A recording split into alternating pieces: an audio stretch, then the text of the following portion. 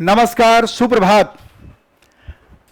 मैं Dharmendra Kumar IAS PCS by the officers academy के इस ऑनलाइन प्लेटफॉर्म से आप सभी छात्र छात्राओं का हार्दिक अभिनंदन करता हूं। साथियों, विगत 24 वर्षों से मैं देश के विभिन्न प्रतिष्ठित संस्थानों और देश के बड़े छोटे नगरों में सिविल सेवा की तैयारी में जुटे आप जैसे अभ्यर्थियों का मार्गदर्शन करता आया हूं और हजार छात्रों से भी ज्यादा छात्रों के सफलता में उनका मार्गदर्शक बनने, उनका सारथी बनने का सौभाग्य भी मुझे प्राप्त हुआ है। लेकिन द ऑफिसर्स एकेडमी के प्रमुख श्री शशि सरन जी के द्वारा हम लोगों को अपने इस ऑनलाइन प्लेटफॉर्म पर उन्होंने आमंत्रित किया। इसके लिए मैं उनका भी तहे दिल से सम्मान और शुक्रिया करता हूं। इन औपचारिक बातों में ज्यादा समय जाया न करते हुए आइए हम लोग सीधे अपने मूल बिंदु पर आते हैं। जैसा कि आप थंबनेल में देख रहे होंगे कि आज के इस सेशन का जो मुख्य उद्देश्य है, आपके आगामी 17वीं यानी 70th बीपीएससी प्रारंभिक परीक्षा जो कि 17 नवंबर को आयोजित है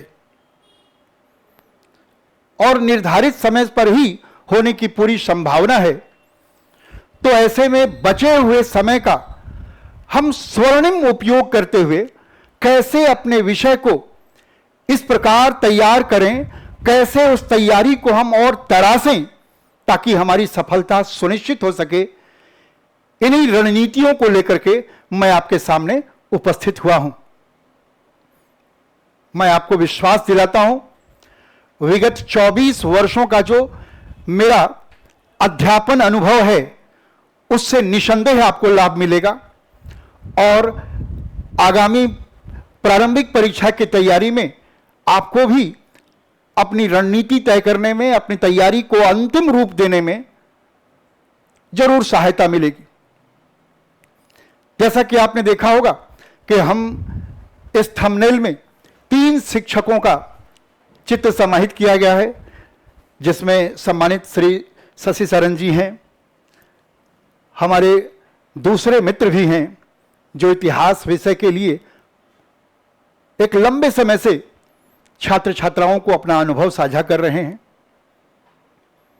हम तीनों शिक्षक मिलकर के क्रमिक रूप से प्रारंभिक परीक्षा, मध्यकालीन यानी प्राचीन भारत का इतिहास, मध्यकालीन भारत का इतिहास और आधुनिक भारत के इतिहास को हम बारी बारी से आपके सामने रखने का प्रयास करेंगे। हम इस सेशन में आपसे यह चर्चा करना चाहेंगे कि आप इतिहास विषय की एक समग्र तैयारी कैसे करें, जिससे बचे हुए समय में आप अपनी तैयारी को समग्रता और पूर्णता दे सकें। आप में से जो भी लोग मुझे सुन रहे हैं या देख रहे हैं, आप सबको पता है, आप लोगों ने अपनी तैयारी के क्रम में विगत कई वर्षों के प्रश्न पत्रों को खंगाला होगा और देखा होगा कि बीपीएससी में जो इतिहास खंड से प्रश्न पूछा जाता है और उसमें खास करके जो प्राचीन भारतीय इतिहास के खंड से जो प्रश्न पूछा जाता है, वो जो प्रश्न है उसमें अगर आप देखिएगा तो इक्का दुक्का प्रश्न को छोड़ दीजिएगा तो अधिकांश प्रश्न जो है बड़े सरल और साधारण प्रकृति के होते हैं। ऐसा नहीं है कि आप क्वेश्चन निकाले और इसमें प्राचीन भारत का इतिहास से जब संबंधित प्रश्न आया तो आपका सिर चकरा रहा है या प्रश्न की प्रकृति को आप समझ नहीं पा रहे हैं, प्रश्न पूछने का तरीका बहुत गूढ़ और विश्लेषणात्मक है। ऐसा नहीं है और मैं कोई नई बात नहीं बता रहा हूं, आप सब लोग इससे अवगत हैं, परिचित हैं। आगे आप देखिएगा मध्यकालीन भारत का जो इतिहास है वहां से भी और आधुनिक भारत के इतिहास से भी जो बीपीएससी के प्रश्न पूछने का पैटर्न है वो एक सरल और सामान्य पैटर्न रहा है। लेकिन जैसा कि आप जानते हैं, अभी हाल के दिनों में बीपीएससी के तरफ से और अखबारों के माध्यम से जो खबरें उभर कर आ रही है, जो सूचना निकल के आ रही है, उससे यह लगता है कि आने वाले समय में बीपीएससी के द्वारा जो पूछे जाने वाले प्रश्न हैं उसके स्तर में भी और उसकी प्रकृति में भी परिवर्तन आना स्वाभाविक है, लाजमी है। तो हम इस परीक्षा में शामिल होने से पहले अपनी रणनीति को इस प्रकार तैयार करें कि अगर बदले हुए स्वरूप में भी प्रश्न पूछा जाए तो हम उसके लिए बिल्कुल तैयार रहेंगे। जहां तक बात है कि आपके इतिहास के, प्राचीन भारत के इतिहास के पाठ्यक्रम के बारे में, सिलेबस के बारे में, तो आप सब जानते हैं कि सिलेबस में जो आपको चीजें पढ़नी है उसमें सबसे पहले पढ़ना होता है आपको भारतीय इतिहास के अध्ययन के स्रोत, यानी हम उन स्रोतों का अध्ययन करते हैं जिसके आधार पर हम भारतीय इतिहास का अध्ययन, विश्लेषण और मूल्यांकन करते हैं। जैसा कि आप जानते हैं, भारतीय इतिहास का जो आरंभिक कालखंड रहा है उसमें एक बड़ा कालखंड रहा है जिसमें या तो लिपियां थी ही नहीं, या अगर उस काल में कुछ अभिलेखीय साक्ष्य मिलता भी है तो उसे हम पढ़ पाने में सक्षम नहीं है। इसके बाद वैदिक काल में एक लंबा समय ऐसा रहा जब वैदिक युग का ज्ञान लिखित स्वरूप में हमारे सामने उपलब्ध नहीं था, मौखिक रूप से वह एक पीढ़ी से दूसरी पीढ़ी में हस्तांतरित होते हुए आगे बढ़ता था। परिणाम स्वरूप हमें कई ऐसे अभिलेखीय साक्ष्यों की आवश्यकता पड़ती है जिसकी सहायता से हम प्राचीन इतिहास के एक काल विशेष के कालखंड को हम बेहतर ढंग से पढ़ और समझ सकते हैं। आपने सुना भी होगा, पढ़ा भी होगा कि जब हम भारतीय इतिहास के अध्ययन के स्रोत को पढ़ने का प्रयास करते हैं, देखिएगा आज के क्लास में मैं आपको पढ़ा नहीं रहा हूं, ध्यान रखिएगा, हम केवल उस रणनीतियों पर चर्चा करेंगे जिसका उपयोग करते हुए आपको अपने इतिहास की तैयारी को समग्र रूप देना है, तराशना है। तो बस मैं अपनी बातों को संक्षेप में रखूंगा। आपसे निवेदन है केवल इन बातों को ध्यान से सुनिए और रणनीति का हिस्सा बनाइए, निसंदेह सफलता हाथ लगेगी, यह मेरा विश्वास है। तो आप देखेंगे कि जब भारतीय इतिहास के अध्ययन के स्रोत पर हम लोग चर्चा करते हैं तो विद्वानों ने इसको 3 अलग अलग खंडों में विभाजित कर दिया है। सबसे पहले उन्होंने पुरातात्विक साक्ष्य के रूप में इसको बताया है, फिर उन्होंने साहित्यिक साक्ष्य के रूप में या स्रोत के रूप में चर्चा किया है, और फिर तीसरा विदेशी यात्रियों के विवरण के रूप में इसका उल्लेख किया है।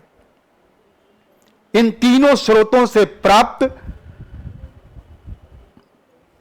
जानकारियों से, साक्ष्यों से हम अपने प्राचीन, मध्यकालीन और आधुनिक भारत के इतिहास का अध्ययन करते हैं। तो कई बार प्रश्न देखिएगा, आपको लगता है किस टॉपिक से प्रश्न पूछा गया, आपको पता नहीं चलता कि ये मौर्य का था, ये गुप्त का था, कुषाण वंश का था, चोल वंश का था, सातवाहन का था। लेकिन देखिएगा जब हम जानकारी के स्रोत को पढ़ेंगे तो उसमें कई ऐसे अभिलेखीय साक्ष्य मिल जाते हैं, कई ऐसे साहित्यिक साक्ष्य। तो साहित्यिक साक्ष्य को भी 2 भागों में बांटा गया है। जैसे एक को उन्होंने बताया धार्मिक साहित्य, तो दूसरे को उन्होंने क्या बताया, धर्मनिरपेक्ष साहित्य के नाम दिया है। जैसे अगर हम भारतीय इतिहास के साक्ष्यों के बारे में अगर हम चर्चा करें तो हम क्या देखते हैं भाई, हम कह सकते हैं कि इतिहास के अध्ययन के स्रोत, है ना, इतिहास के अध्ययन के स्रोत। तो आप देखेंगे, केवल मैं एक एग्जाम्पल के तौर पर बता रहा हूं ताकि आपको यह समझ में आ जाए इतिहास के अध्ययन के स्रोत में हम देख रहे हैं, तो हमने क्या बताया था, इस स्रोत को हम 3 हिस्सों में बांट कर पढ़ने पर बल देते हैं। जो पहला हिस्सा था, है ना, या है कह लीजिएगा, उसको हम कहते हैं पुरातात्विक स्रोत। दूसरा हम कहते हैं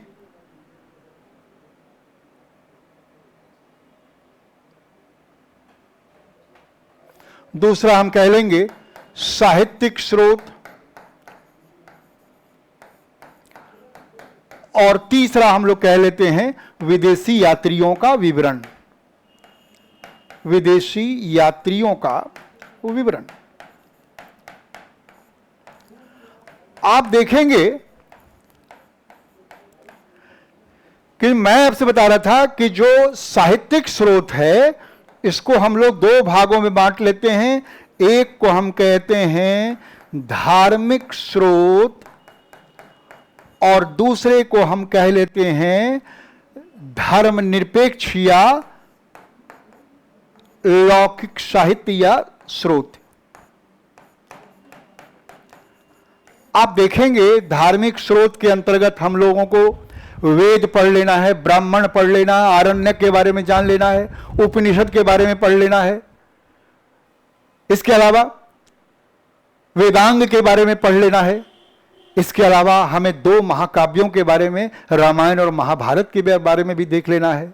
इसके साथ साथ हमें उस काल में जो बौद्ध ग्रंथ हैं या जैन धर्म से संबंधित जो ग्रंथ हैं, उनको भी हम लोगों को क्या है, अच्छे से पढ़ लेना चाहिए, क्योंकि उससे भी देखिएगा क्वेश्चन रहता है।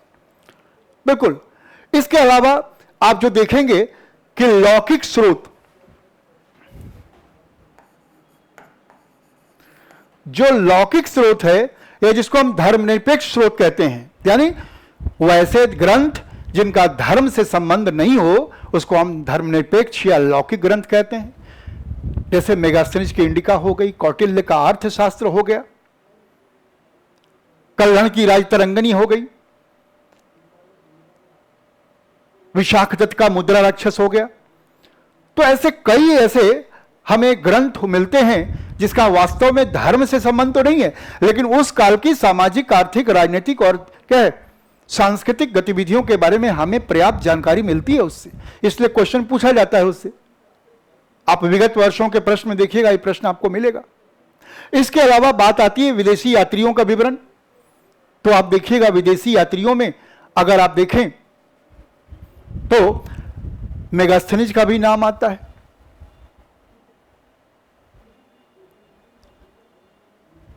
उसमें नियार्कस का नाम आता है, उसमें डाइमेकस का नाम आता है, उसमें एथिसिनियस का नाम आता है। इसके अलावा कई अरबी यात्री आए, कई चीनी यात्री आए, आपने पढ़ा होगा। वेनसांग और फाहियान का नाम आपने सुनाई है, इत्सिंग का नाम आपने सुनाई है। इसके अलावा कई अरबी यात्री आए। तो इन सब के बारे में भी हमें जानकारी अर्जित करना, क्योंकि ये आपके द्वारा यानी बीपीएससी के द्वारा जो पूछे जाने वाले प्रश्न के क्षेत्र में आता है। इसको अगर हम पढ़ लेंगे तो इक्का दुक्का क्वेश्चन जो भी पूछा जाता है वो आपसे छूटेगा नहीं।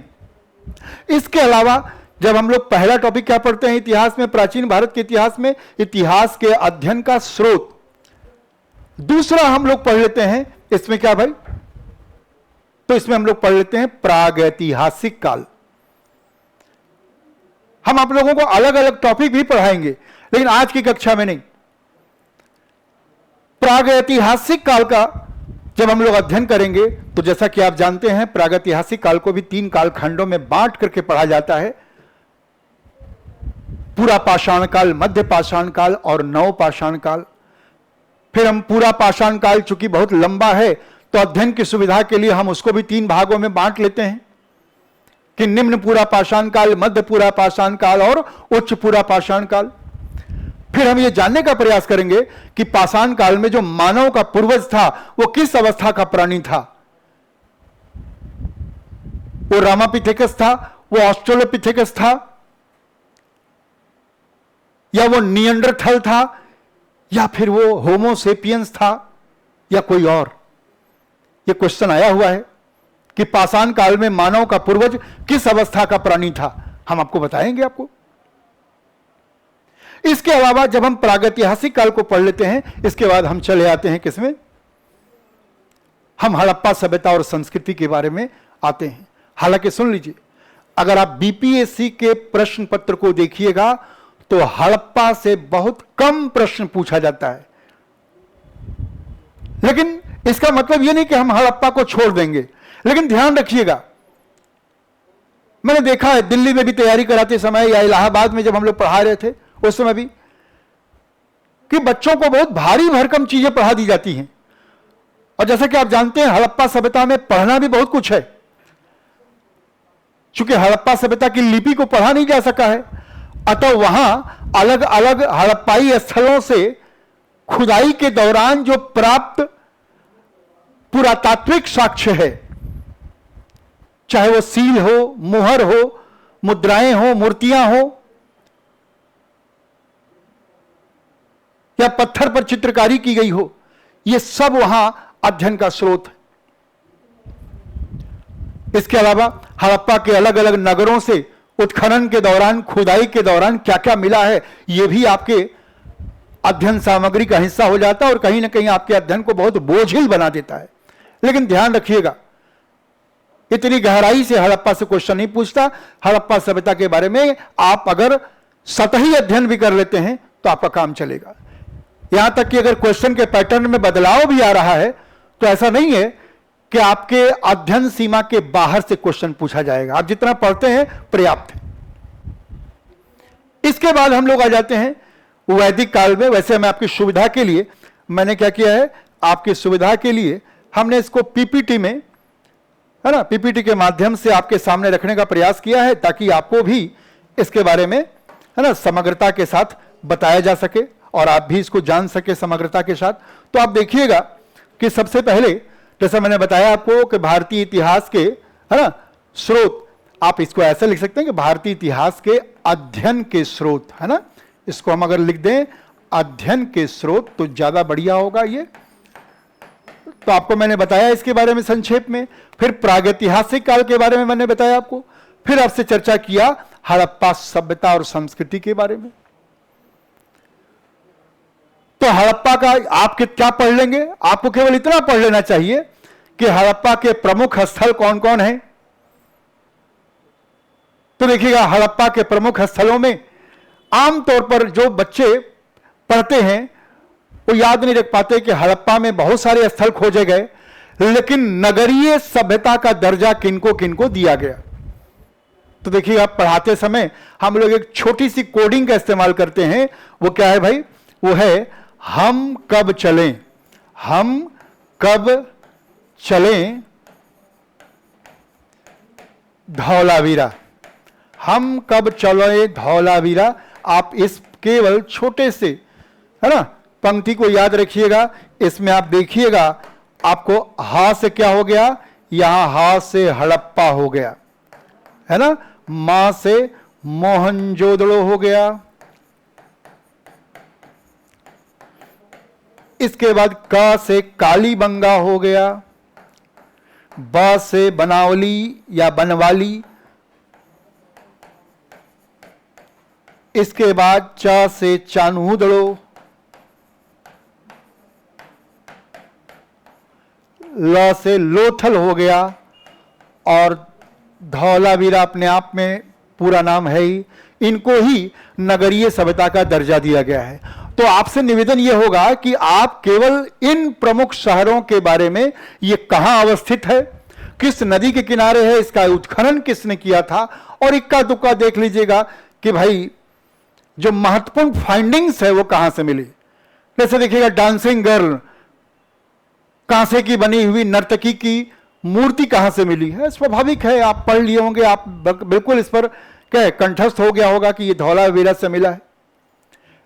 इसके अलावा आप देखिएगा क्वेश्चन पूछा जाता है कि हड़प्पा के किस स्थल से वैनिटी बॉक्स यानी प्रसाधन मंजूषा का साक्ष्य मिला है, यानी महिलाओं के सजने संवरने से संबंधित जो श्रृंगार बॉक्स है उसका साक्ष्य कहां से मिला। तो आप पढ़े होंगे चानूदड़ो से मिला है। युगल सौदाह के साक्ष्य कहां से मिले हैं, जहां दो लोगों को एक साथ दफनाए जाने का साक्ष्य मिलता है। अब एक नए तरीके का प्रश्न पूछा जा रहा है कि दंपत्ति को एक साथ या स्त्री और पुरुष को एक साथ दफनाए जाने का साक्ष्य कहां से मिलता है। पढ़ेंगे, आप पढ़े भी होंगे, राखी गढ़ी से मिला है ये। तो ऐसे कुछ प्रमुख स्थलों के बारे में जान लीजिए और हड़प्पा सभ्यता की क्या क्या विशेषता रही है, काइंडली इसको पढ़ लीजिएगा। और फाइनली ये देख लीजिएगा कि हड़प्पा सभ्यता का अवसान, डिक्लाइन, पतन कैसे हुआ। तो इस पर भी इतिहासकारों के बीच मतभेद है। विभिन्न इतिहासकारों के द्वारा हड़प्पा सभ्यता के अवसान के लिए, डिक्लाइन के लिए अलग अलग कारणों को उत्तरदायी बताया गया है। तो किसने क्या बताया है, जैसे आर्यों का आक्रमण किसने बताया, जरा देख लीजिएगा। जलवायु परिवर्तन, सिंधु नदी का मार्ग बदल जाना है, यह किसने बताया। तो आपने पढ़ा होगा कि भाई ऑरेलिस्टिन महोदय और क्या है, ऑरेलिस्टिन महोदय और आपको याद होगा आर्कियोलॉजिकल सर्वे ऑफ इंडिया के director general sir John Marshall ने यह विचार अपने सामने रखा था। आर्यों का आक्रमण के द्वारा हड़प्पा सभ्यता का पतन हुआ, यह विचार मॉर्टिन व्हीलर ने रखा था। इस तरह से अलग अलग विद्वानों ने हड़प्पा सभ्यता के पतन के संदर्भ में अपनी अलग अलग विचार प्रस्तुत किए। मैंने पहले भी बताया, हम क्लास नहीं ले रहे हैं, केवल आपका एक क्या है, ज्ञानवर्धन कर रहे हैं, कैसे कैसे और कहां क्या पढ़ लीजिएगा, किसको छोड़िएगा मैं ये भी बता दे रहा हूं। इसके अलावे आप देखेंगे जब आगे बढ़ते हैं तो आपका वैदिक काल आता है। वैदिक काल में ऋग वैदिक काल और उत्तर वैदिक काल दोनों आता है। लेकिन जब वैदिक काल को आप पढ़ते हैं तो आपने मार्क किया होगा कि वैदिक काल का भारत में जो पहला जमावड़ा था, यानी आर्य जो वैदिक सभ्यता संस्कृति के निर्माता थे, उन्होंने भारत में अपना पहला पड़ाव कहां डाला।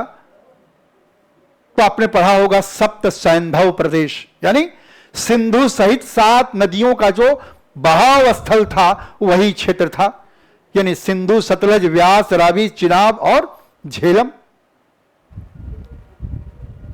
ये जो नदियां जहां बहती थी उनके बहाव क्षेत्र को ही कहा गया सप्त सैंधव प्रदेश। और आर्य भारत में सबसे पहले वहीं रहे, वहीं उनकी सभ्यता संस्कृति फली फूली।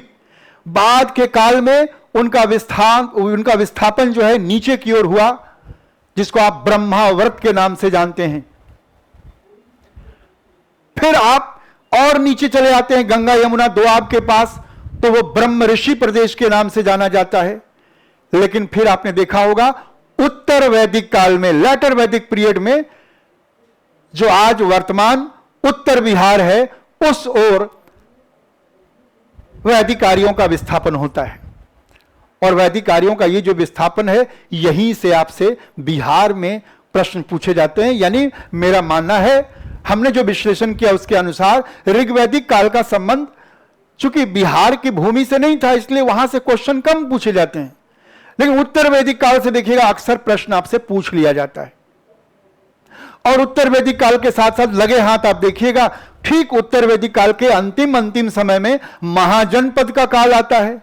चूंकि आपने पढ़ा है ऋग्वैदिक काल 1500 से लेके 1000 ईस्वी पूर्व के बीच था, उत्तर वैदिक काल 1000 से लेके 600 ईस्वी पूर्व के बीच था। और उत्तर वैदिक काल के अंतिम समय में ही महाजनपदों का उदय हुआ। यानी जन जो था, आपने पढ़ा होगा ऋग्वैदिक काल में राजनीति की सबसे बड़ी इकाई क्या थी, जन। जन ही उत्तर वैदिक काल में क्या बना, जनपद बना। और उत्तर वैदिक काल के अंतिम समय में जो कुछ ऐसे जनपद थे जहां व्यापार उन्नत अवस्था में हुई, आर्थिक गतिविधियां बढ़ चढ़ के हुई, और इस कारण वहां नगरों का विकास हुआ। और उसको कहते हैं हम लोग सेकंड अर्बनाइजेशन, यानी द्वितीय नगरीकरण की प्रक्रिया जो है वहां जन्म लेती है। और आप देखेंगे इसमें कई महाजनपद आपके बिहार राज्य से संबंधित हैं। तो वहां से प्रश्न पूछ लिया जाता है, वहां के शासक का नाम, वर्तमान में वो कहां स्थित है, बिहार के किस जिले से संबंधित है, या किस नदी के किनारे बसा हुआ है, यह आपसे पूछ लिया जाता है। इस इसके बाद आप देखेंगे आगे चल करके, तो हम देखेंगे कि महाजनपदों के उदय से ही जो 16 महाजनपद है, आपको इसके बारे में भी प्रश्न पूछता है। यह प्रश्न तो कई बार दोहराया जा चुका है कि 16 महाजनपदों का उल्लेख किसमें मिलता है। तो बौद्ध ग्रंथ है अंगुतर निकाय, इसमें 16 महाजनपद का उल्लेख मिलता है। इसके अलावा जैन ग्रंथ है भगवती सूत्र, उसमें भी 16 महाजनपद का उल्लेख मिलता है। तो आप देखेंगे कि महाजनपद में कैसे ये जो 16 महाजनपद थे, जिसमें मगध शुरू में बहुत मजबूत नहीं था, लेकिन वो कौन कौन से कारण थे जिसके चलते मगध एक सामान्य महाजनपद से ऊपर उठ करके बहुत ताकतवर बना और फिर मगध साम्राज्य के रूप में उसका उभर करके अस्तित्व आता है। और आप देखिएगा मगध साम्राज्य पर कई शासकों का, कई राजवंशों का शासन आता है, उसके बारे में आपको पढ़ लेना है। जैसे मगध पर सबसे पहले हर्यंक वंश का शासन आया, शिशुनाग वंश का शासन आया, नंद वंश का शासन आया, मौर्य वंश का शासन आया। तो याद रखिएगा मगध की धरती से ये सब राजवंश संबंधित रहे हैं, इसलिए आपको बहुत ध्यान देकर के, बहुत सावधानी से और इसके हर एक पक्ष और पहलू को पढ़ लेना चाहिए, चाहे वो शिशुनाग के हर्यंक वंश से संबंधित हो, शिशुनाग वंश से संबंधित हो, या नंद वंश से संबंधित हो, या फिर मौर्य वंश से संबंधित हो। क्योंकि मगध की धरती से ही इसका अभ्युदय हुआ और मगध साम्राज्य भारत के एक बहुत बड़े हिस्से पर अपना राजनीतिक परचम लहराया। इतिहास इस बात का गवाह है। क्लियर है ना? अब देखिएगा इसके बाद लगभग 5वीं शताब्दी ईस्वी पूर्व के दौरान जो पश्चिमोत्तर भारत है, यानी भारत का जो पश्चिम उत्तर क्षेत्र है, यानी पश्चिम उत्तर क्षेत्र का संबंध हम अगर लगाना चाहें तो हम ये कह सकते हैं ना कि जो पश्चिम उत्तर क्षेत्र में हम इन क्षेत्रों को इंगित कर सकते हैं।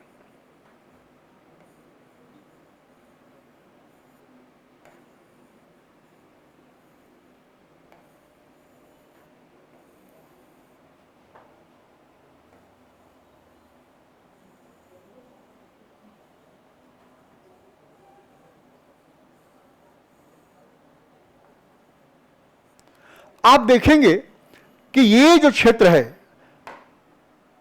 मेरा संदर्भ यहां से है कि ये जो क्षेत्र है, इन क्षेत्रों पर आप देखिएगा भारत में विदेशी आक्रमण हुए। सब एक क्वेश्चन पूछता भी है, भारत पे निम्नलिखित में से कौन सा विदेशी आक्रमण पहले हुआ? शकों का, कुषाणों का, पार्थियनों का, ईरानियों का या यूनानियों का? आपको पता होगा सिकंदर यूनानी थे। तो याद रखना है, आप में से अधिकांश लोगों ने पढ़ रखा है, और जो थोड़े बहुत लोग जिनका छूट गया है, मैं उसके संदर्भ में यह बताना चाहूंगा कि भारत में सबसे पहले अगर विदेशी आक्रमण हुआ तो ईरानियों का आक्रमण हुआ, पर्शियन अटैक हुआ। ईरानियों के आक्रमण के बाद यूनानी आक्रमण हुआ है, जिसके प्रमुख आक्रमणकारी के रूप में हम अलेक्जेंडर द ग्रेट, सिकंदर महान का नाम हम लेते हैं। तो सिकंदर ने जब भारत पर आक्रमण किया तो किन किन क्षेत्रों को विजित किया, जरा इसको देख लीजिएगा। चूंकि हमने बताया ना कि आगामी वर्षों में परीक्षा में जो पूछे जाने वाले प्रश्न का पैटर्न है वो बिहार राज्य से ऊपर उठ करके दूसरे राज्यों को अब थोड़ा उसका अनुसरण करते हुए आपका प्रश्न पूछा जाएगा। तो अन्य राज्यों में जो प्रश्न पूछा जाता है आप भी देख सकते हैं, दूसरे राज्यों के प्रश्न पत्रों में यह प्रश्न होता है।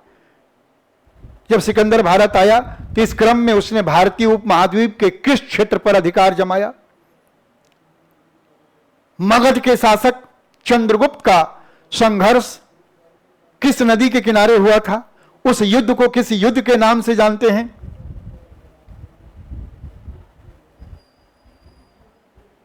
सिकंदर के साथ कौन कौन से विदेशी यात्री या दार्शनिक भारत आए थे? उनका जब मगध के शासक चंद्रगुप्त के साथ संघर्ष हुआ, और जब सिकंदर तो भारत के कुछ क्षेत्रों को विजित करके चले गए थे, और उन्होंने अपने सेनापति सेल्यूकस निकेटर को अपने जीते हुए प्रदेशों का संरक्षक बना करके वो यहां से लौटे थे।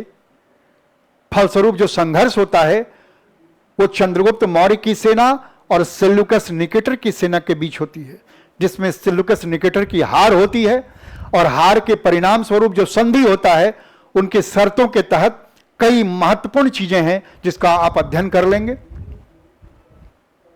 क्या क्या मांगा गया, क्या मिला इनको, क्या मिला उनको, ये जरूर देख लीजिएगा। भारत में कहां कहां तक, या भारत में सिकंदर का जो आक्रमण हुआ, यूनानी आक्रमण हुआ, वो किस पश्चिमी सीमा को स्पर्श करता है, ऐसा क्वेश्चन भी पूछा जा सकता है, अब पूछा गया है, तो ये आप पढ़ लीजिएगा। इसके बाद जब हम लोग आते हैं तो हम देखेंगे, इसके बाद फिर मौर्य काल को देख लेते हैं। चूंकि मैंने बताया आपको कि मगध की धरती पर पहले हर्यंक वंश, फिर शिशुनाग वंश, फिर नंद वंश और फिर मौर्य वंश का शासन आता है। लेकिन मौर्यों ने अपना राजनीतिक विस्तार किया और मौर्य साम्राज्य का स्वरूप प्रदान किया उसको, और यह पहला भारतीय, अखिल भारतीय साम्राज्य के रूप में जाना जाता है। तो मौर्य साम्राज्य के बारे में आपको काफी बारीकी से पढ़ लेनी है, इनके विभिन्न शासकों के बारे में पढ़ लेना है। और आप देखिएगा कि मौर्य साम्राज्य के पढ़ने के बाद, जिस समय मौर्य साम्राज्य अब पढ़ रहे होंगे, इसी दौरान आपको भारत में एक और महत्वपूर्ण चीज पढ़ लेना होगा जो पीछे ही रह गया,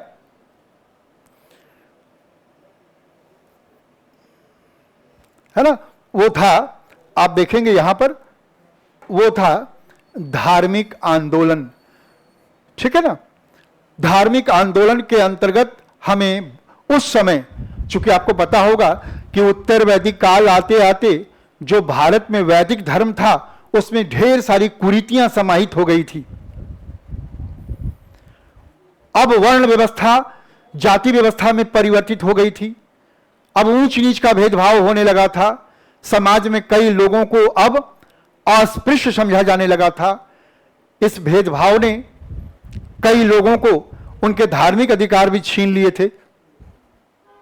फलस्वरूप समाज में एक सामाजिक और धार्मिक तनाव चल रहा था, और इससे उबरने के लिए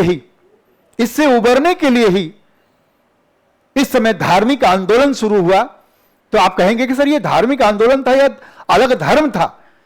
तो आप पढ़िएगा कि उत्तर वैदिक काल में भारतीय समाज में जो सामाजिक, धार्मिक और सांस्कृतिक कुरीतियां समाहित हुई, इससे समाज में एक जो सामाजिक तनाव उत्पन्न हुआ, उस तनाव से निपटने के लिए एक धार्मिक आंदोलन शुरू हुआ था, जिसका नेतृत्व गौतम बुद्ध, महावीर स्वामी ने किया।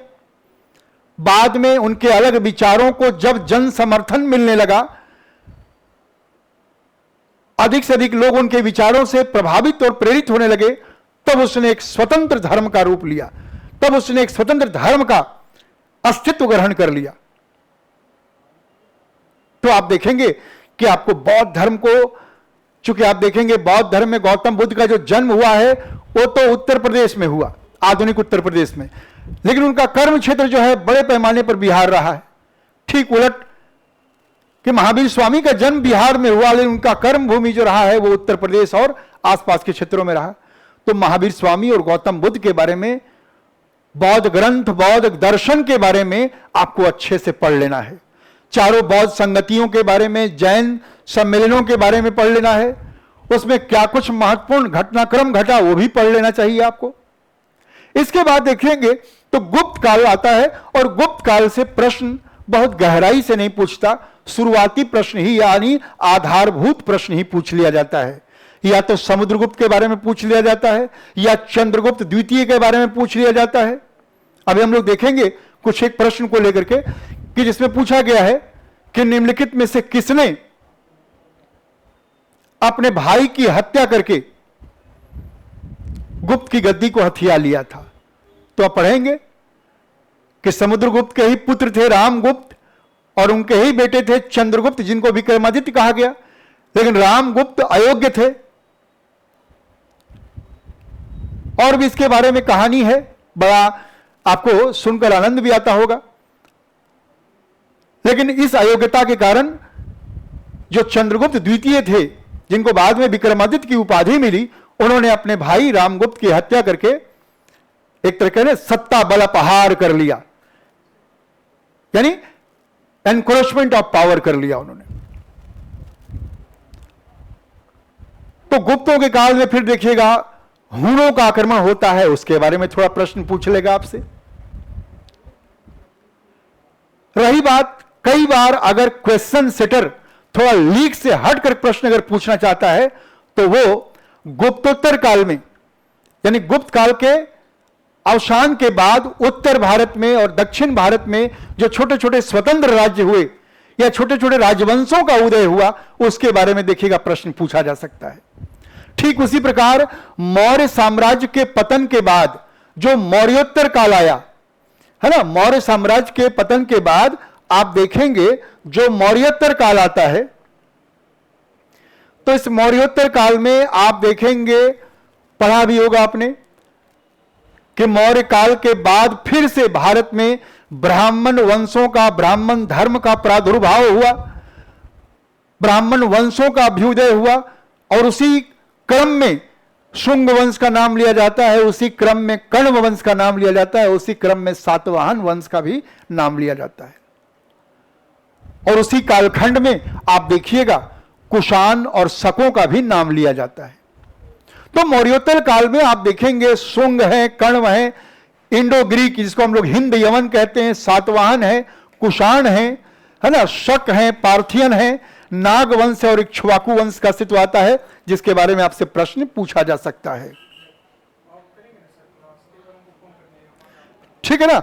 आप देखिएगा कि इसके बाद हम लोग बात किए गुप्त और गुप्तोत्तर काल के बारे में, तो आप देखेंगे कि गुप्त काल के बारे में मैंने बताया आपको, लेकिन गुप्तोत्तर काल के बारे में जब हम पढ़ेंगे और खास करके जब आप वर्धन साम्राज्य के बारे में पढ़ते हैं, कई जगहों पर इसको पुष्यभूति वंश के नाम से भी जाना गया है। क्या बोलते हैं इसको? पुष्यभूति वंश के नाम से भी जाना जाता है, जिनके संस्थापक कौन थे? पुष्यभूति वर्धन। उसी में नाम आएगा राज्यवर्धन का, उसी में नाम आएगा हर्षवर्धन का, उसी में नाम आएगा राजश्री का। ये एक परिवार के ही लोग थे। लेकिन जब वर्धन साम्राज्य का विस्तार उत्तर भारत से क्या है नीचे की ओर से होगा, तो उनके साम्राज्य विस्तार को रोकने का प्रयास कई छोटे छोटे राजवंशों के द्वारा किया जाएगा। उसी में एक राजवंश, उसी में एक वंश आएगा, मौखरी वंश का नाम आता है।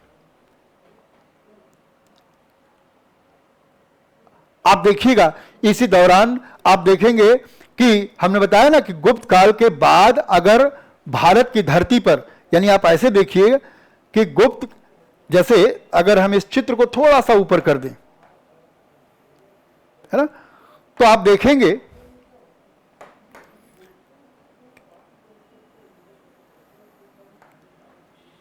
ये नर्मदा नदी है। तो गुप्त साम्राज्य के अवसान के बाद, गुप्त साम्राज्य के डिक्लाइन के बाद अगर आप देखेंगे तो उत्तर भारत में वर्धन वंश या पुष्यभूति वंश का प्रादुर्भाव हुआ, और नीचे अगर आप देखिएगा तो चालुक्य वंश का आविर्भाव हुआ। अब आगे पढ़ेंगे, चालुक्यों में भी उनकी 3 शाखाएं थी, वातापी के चालुक्य, वेंगी के चालुक्य और कल्याणी के चालुक्य। इसके अलावा जब आप पढ़ेंगे नीचे तो आप पाएंगे क्या कि उत्तर भारत के प्रमुख राजवंशों में, जैसे हम लोग पढ़ लेंगे इसके बाद, है ना, यह आपको देख लेना चाहिए, कश्मीर के कारकोट वंश, उत्पल वंश और लोहर वंश के बारे में, है ना। इन सब की जानकारी कहां से मिलती है? आपको मालूम ही होगा, कल्हण की द्वारा लिखी गई पुस्तक थी राजतरंगिणी, उसी में कश्मीर के इन तीनों राजवंशों के बारे में चर्चा मिलता है। आपसे क्वेश्चन पूछा जा सकता है कि कश्मीर के राजवंशों की चर्चा निम्नलिखित में से किस पुस्तक से प्राप्त होती है, या कश्मीर के राजवंशों में कल्हण की राजतरंगिणी में किस राजवंश का उल्लेख नहीं किया गया है? तो ये 3 का उल्लेख किया गया, कारकोट वंश है, उत्पल वंश है, लोहर वंश है, और जो चौथा होगा उनका उल्लेख नहीं किया गया है। ऐसा क्वेश्चन भी पूछ सकता है। छोटे छोटे राजवंश हैं, इसको आप देखिएगा, इसको आप ना भी पढ़िए, मैं केवल सिलेबस डिस्कस नहीं कर रहा हूं, मैं आपको यह भी बता रहा हूं कि आप छोड़ सकते हैं और क्या पढ़ सकते हैं। तो इसको अगर आप छोड़ भी सकते हैं तो देखिएगा ये आपको बहुत ज्यादा पेन नहीं करेगा या इससे बहुत ज्यादा क्वेश्चन मिस नहीं करेगा। मुझे तो लगता है एक भी क्वेश्चन मिस नहीं करेगा। इसके बाद जब हम आ जाते हैं कि दक्षिण भारत के प्रमुख राजवंश में, तो इसमें भी आपको आधारभूत या सतही रूप से भी पढ़ लेना पड़ता है, बहुत गहराई में जाकर के नहीं पूछता। हां, ये जरूर पूछ सकता है कि चोल वंश का उदय कब हुआ, तो आप पढ़िएगा। हम लोग वैसे चोल वंश को 8वीं शताब्दी में जाकर पढ़ते हैं, लेकिन आपको पढ़ा होगा आपने कि चोल राजवंश के संस्थापक कौन थे? 3री शताब्दी ईस्वी में इलंजेत चन्नी कारिकाल जिसका शासक था। लेकिन फिर इसका इतिहास जो है वो अंधेरे में है, कोई जानकारी नहीं मिलती। फिर से 8वीं शताब्दी से देखिएगा कि चोल काल के बारे में हमें लिखित साक्ष्य मिलने लगते हैं, जिसका संस्थापक जो था वो विजयालय रहा। और आप देखेंगे कि चोल वंश के बाद, है ना, चेर और पांड्य तीनों में, दक्षिण भारत में इन तीनों राजवंशों का इतिहास के अलग अलग कालखंड में अलग अलग समय में उद्भव हुआ। अब आपसे देखिएगा, थोड़ा सा क्वेश्चन ऐसा पूछ सकता है कि गंगैकोंड की उपाधि किसने ली थी? राजराजा प्रथम, राजेंद्र प्रथम, राजेंद्र द्वितीय या अधिराज, किसने लिया था? गंगैकोंड चोलपुरम की स्थापना किसने की थी?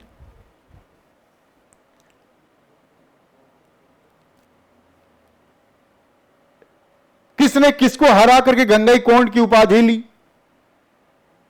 ये सारे प्रश्न जो है सतही स्तर के प्रश्न हैं, फैक्चुअल प्रश्न हैं, जिसके बारे में आपसे पूछा जा सकता है। तो आप चोल चेर पांड्य में चोल को पढ़ लेते हैं, थोड़ा सा पांड्य को पढ़ लेते हैं, तो आपका काम चल जाएगा। यानी आप अगर समग्र रूप से हम बात करें कि आप किस पर इंफेसिस दीजिएगा, तो देख लीजिए कि आपको, है ना, मैं रेड पेन से टिक कर देता हूं या पिंक रंग से, ताकि आप उसको इंपॉर्टेंट मान लें। भारतीय इतिहास के स्रोत को जरूर पढ़ लीजिए, प्रागैतिहासिक काल को भी सतही तौर पर पढ़ लीजिए। हां, हड़प्पा सभ्यता को अच्छे से पढ़ लीजिए, लेकिन मैंने बताया ना आपको कि किस किस हड़प्पाई स्थल से क्या क्या मिला, इसको बहुत ज्यादा संग्रहित करके अपना दिमाग भारी करने का प्रयास मत कीजिएगा, है ना।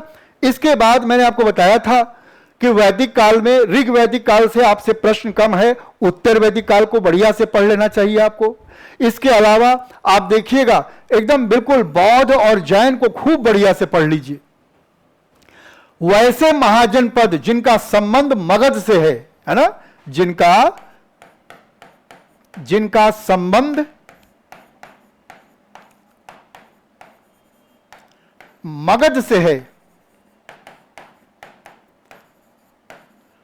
उनका अध्ययन आप जरूर कर लीजिएगा। और उसके बाद फिर आप देख लेंगे ईरानी आक्रमण और यूनानी आक्रमण। तो ईरानी के बारे में कम पूछता है, यूनानी सिकंदर के आक्रमण के बारे में ही इतिहास में ज्यादा पूछता है आपसे। इसके अलावा आप देख लेंगे, है ना, तो मौर्य काल के बारे में जरूर पढ़ लीजिए आप, है ना, इस मौर्य काल के बारे में जरूर पढ़ लीजिए। मौर्योत्तर काल में आप केवल शुंग, कण्व और सातवाहन और कुषाण थोड़ा पढ़ लीजिएगा, क्योंकि कुषाण काल से ही भारत में मंदिरों में मूर्ति को रख करके पूजे जाने की परंपरा शुरू होती है। वैसे मूर्ति पूजा का जो प्रमाण है वो कुषाण काल से ही मिलता है, लेकिन देखिएगा मंदिरों में रख करके मूर्ति को पूजने की परंपरा आप देखेंगे गुप्त काल से प्रारंभ होता है। तो जो कुषाण काल में मूर्तियां बनी वो गांधार शैली में थी। तो भारतीय समाज में, खास करके प्राचीन भारतीय इतिहास में मूर्ति निर्माण की कौन कौन सी शैली थी, जरा इसको भी देख लीजिएगा। इसके अलावा आप देखेंगे गुप्त काल को भी देख लें, और गुप्त काल में उसके बाद वर्धन साम्राज्य को देख लीजिएगा। और जैसे मैंने बताया आपको, उत्तर भारत के राजवंशों को देखने की आवश्यकता आपको नहीं है, इसको आप बिना देखे भी जा सकते हैं। और लेकिन दक्षिण भारत के इतिहास में चोल और पांड्य के बारे में थोड़ा पढ़ लीजिएगा तो आपका काम चल जाएगा। अब देखिएगा, जो मैंने आपसे चर्चा किया इसका ऐसा नहीं है, अगर हम लोग चर्चा करें तो आप देखेंगे कि हम लोगों ने 67वीं बीपीएससी से, मैंने आपकी सुविधा के लिए 67वीं, 68वीं और 69वीं बीपीएससी में जो प्रश्न पूछे गए हैं उसके बारे में हमने आपसे थोड़ा चर्चा किया। तो पहला प्रश्न क्या है भाई कि प्रथम बौद्ध महासभा कहां आयोजित हुई? देखिए, ये बौद्ध धर्म से जुड़ा हुआ प्रश्न था, तो कहां है भाई? ये राजगीर में आयोजित हुई थी। देखिएगा, अभी हम विस्तार से नहीं बता रहे, केवल आपको यह एहसास करा रहे हैं कि विगत 3 परीक्षाओं में जो प्रश्न पूछा गया है वो इन्हीं के इर्द गिर्द घूम रहा है। तो पहला प्रश्न ही देख लीजिएगा, बौद्ध धर्म से संबंधित था। दूसरा, जो हमने बताया आपसे कि किस गुप्त शासक ने अपने बड़े भाई की हत्या करके सत्ता प्राप्त कर ली थी, तो मैंने क्या बताया था? चंद्रगुप्त द्वितीय, जिसको हम विक्रमादित्य भी कहते हैं। अगला क्वेश्चन है, वर्धन साम्राज्य की स्थापना किसने की? तो हमने बताया था इसको हम लोग पुष्यभूति वंश के नाम से भी जानते हैं, तो इसका स्थापना जो है पुष्यभूति वर्धन ने ही किया था। इसके बाद रोमन साम्राज्य से व्यापारिक संबंध किसने स्थापित की थी? क्या कुषाणों ने, चेरों ने, पश्चिमी शक ने या वाकाटक ने, या उपयुक्त में से कोई नहीं, या उपयुक्त में से एक से अधिक? तो आपको मालूम ही होगा कि कुषाणों ने रोमन साम्राज्य से देखिएगा व्यापार किया था, ठीक है ना। इसके बाद आइए कि मगध शासक बिंबिसार का चिकित्सक कौन था?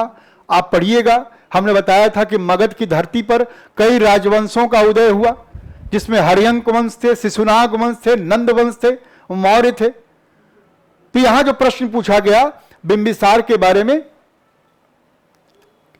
और आपने पढ़ा ही होगा वाक्य कि भाई उनका राजवैद्य कौन था? उनका राजवैद्य था जीवक, ठीक है। चलिए, और आपने ये भी पढ़ा होगा जीवक को ही उन्होंने भेजा था किसी की चिकित्सा के लिए, और उस चिकित्सा से इतने प्रभावित हुए उस महाजनपद के शासक कि बाद में उनका इनसे मित्रता हो गया। नाम आपको बताना है। चलिए आगे देखिएगा, 68वीं बीपीएससी में आएंगे तो विक्रमशिला विश्वविद्यालय देखिएगा। अब नालंदा विश्वविद्यालय, विक्रमशिला विश्वविद्यालय, दोनों का संबंध बिहार से है, दोनों के बारे में बढ़िया से पढ़ लीजिए, है ना। तो आपको मालूम होगा विक्रमशिला विश्वविद्यालय किसके द्वारा स्थापित किया गया भाई? तो ये पाल राजवंश के शासक थे धर्मपाल, उसके द्वारा किया गया था। उसके बाद देखिएगा प्राचीन काल में गंगा के दक्षिण को क्या कहा जाता था? तो भाई इसमें ऑप्शन है अनर्त, तक्षशिला, चोल या उपयुक्त में से एक से अधिक नहीं। अनर्त तो भाई पश्चिमी समुद्री क्षेत्रों को कहा जाता था, तक्षशिला उत्तर भारत में था, चोल दक्षिण भारत में था। तो देखिएगा प्राचीन काल में गंगा के दक्षिण को, है ना, क्या कहा गया? तो मगध का क्षेत्र कहा गया था, लेकिन मगध ऑप्शन में नहीं है, इसलिए क्या होगा? उपयुक्त में से कोई नहीं। इसके बाद है भारतीय उपमहाद्वीप में लोहे का प्रयोग कब शुरू हुआ?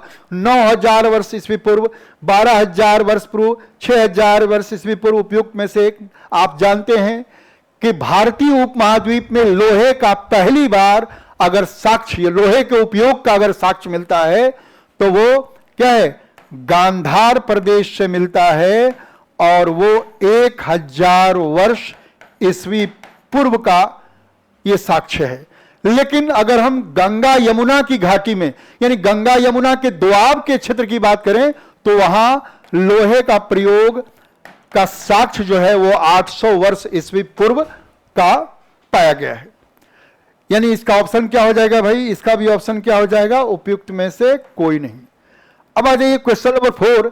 दूसरी शताब्दी के आसपास रचित संस्कृत के शिलालेख के अनुसार सुदर्शन झील एक कृत्रिम जलाशय था, है ना। उसकी मरम्मत किसने करवाई थी?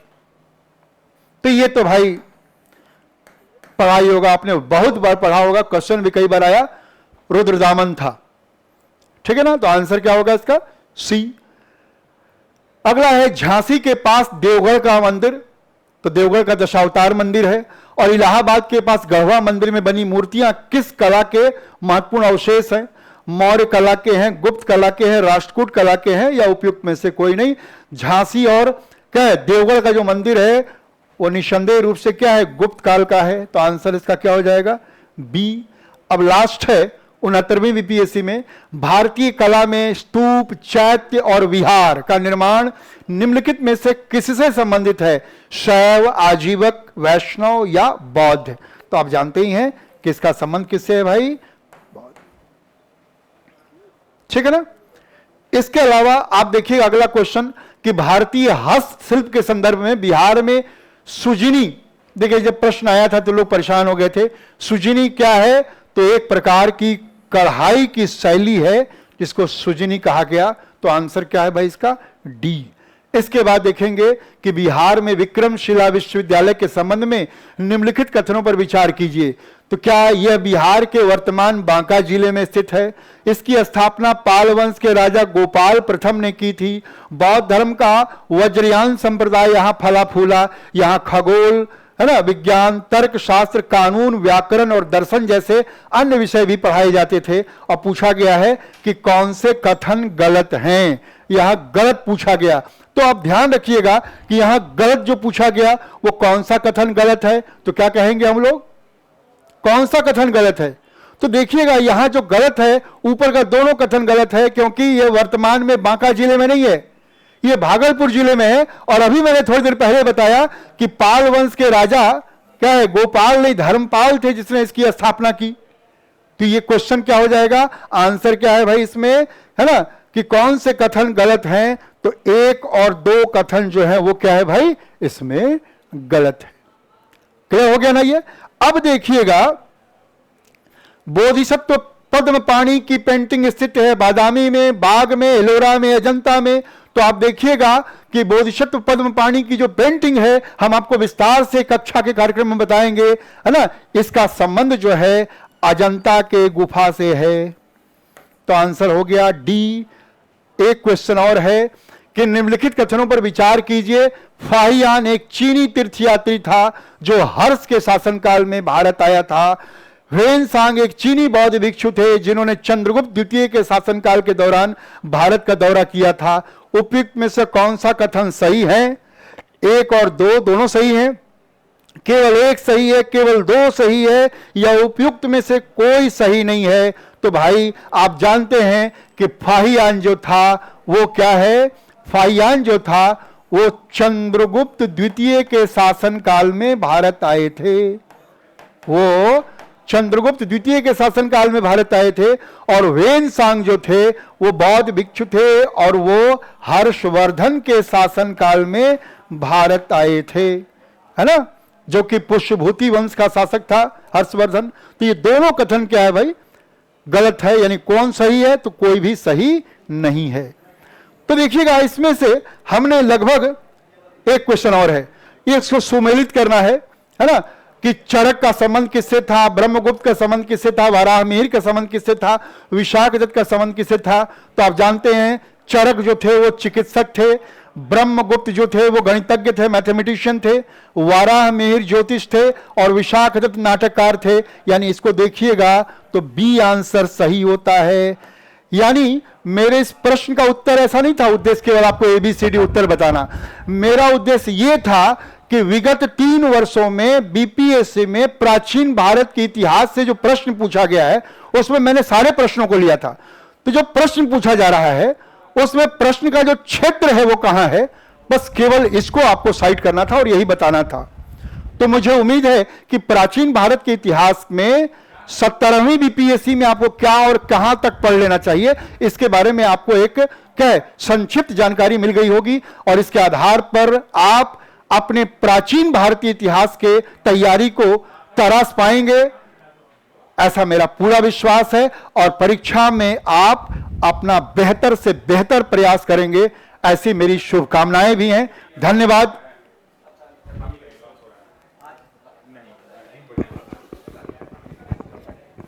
बंद कर दें।